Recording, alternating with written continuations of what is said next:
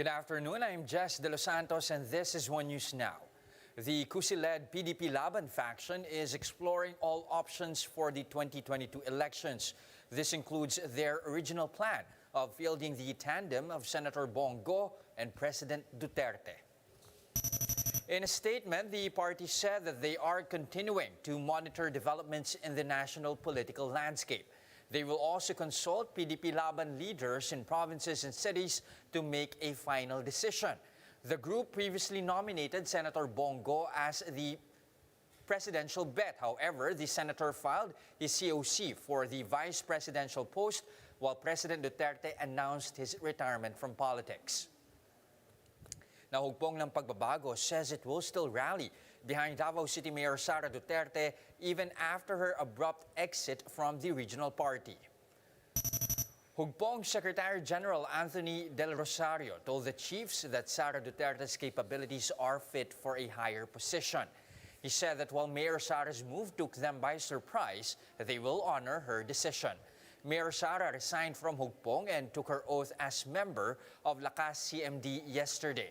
Lakas CMD President Congressman Martin Romualdez says Mayor Sara may decide on which position to pursue this weekend. When she decided to withdraw her COC for making we had no idea also that she was going to do that. Whatever her reasons are, we support it and we're behind her 100%. Now here are other developments in Philippine politics. The Commission on Elections has issued summons over the petition seeking to cancel the candidacy of presidential aspirant Bongbong Marcos. Spokesperson James Jimenez said the Marcos camp will have 5 days to file an answer upon receipt of the summons.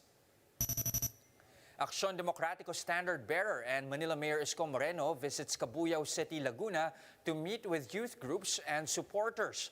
Moreno's running mate, Dr. Willie Ong, and the party's senatorial aspirants joined him in his visit.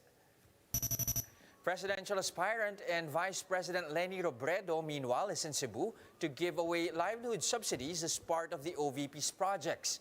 Robredo also paid a visit to Cebu Archbishop Jose Palma. The camp is also set to inaugurate their headquarters in Cebu City later today. More stories after this short break. Stay with us here in One News.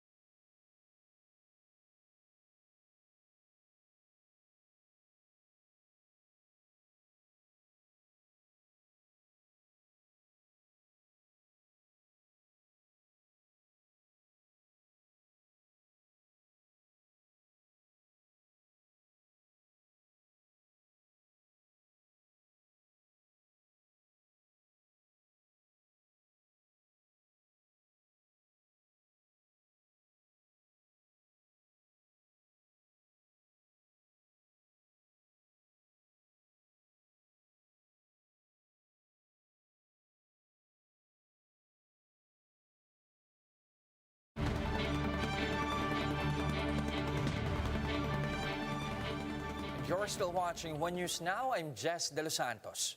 Evaluations are underway for the administration of booster shots and third jabs in the country. Now for the details, Jen Calimon is reporting to us live from Malabon City. Jen, what's the latest on the planned rollout of these additional shots? Yes, DOH USEC Maria Rosario Vergeres said that Pfizer, AstraZeneca, Sinovac, and Sputnik V have already submitted their application on EUA for booster shots and third dose. However, the Food and Drug Administration has yet to conduct its evaluation before issuing an EUA, so we have to wait for that for the meantime. Jeff? Okay, given that that's still pending, at least does the government have any timeline for a possible rollout of boosters and third dose? Initially, they were pegging it at November 15. Yeah. Well, just Yusek Vergere says that they are not yet certain as to when the rollout of booster shots and third dose will happen, since there is no EUA for that yet. But the DOH said that they are already creating guidelines on administering booster shots and third doses while waiting for FDA's decision. Okay, now, does the government also have any decision now on the use of face shields? We were waiting for this yesterday. What should we expect? Just the DOH has already given the recommendation to the IATF, and the IATF also has a decision on it, but it's still the office of the president who shall give its final decision on the matter. So it's best to say just that we should wait for the president's announcement on the use of face shield. Jeff? Okay, lots of development as well. You have the palace announcing the nationwide implementation of the alert level system. Any word on when the second phase will begin?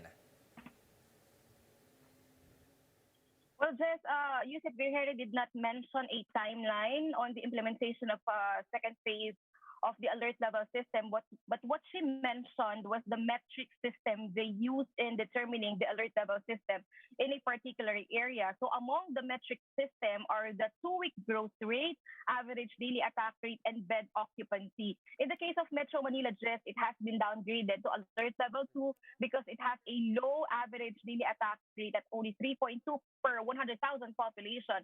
It also has a negative 2-week growth rate, and our healthcare utilization is only at 27%, while ICU utilization is only at 37%.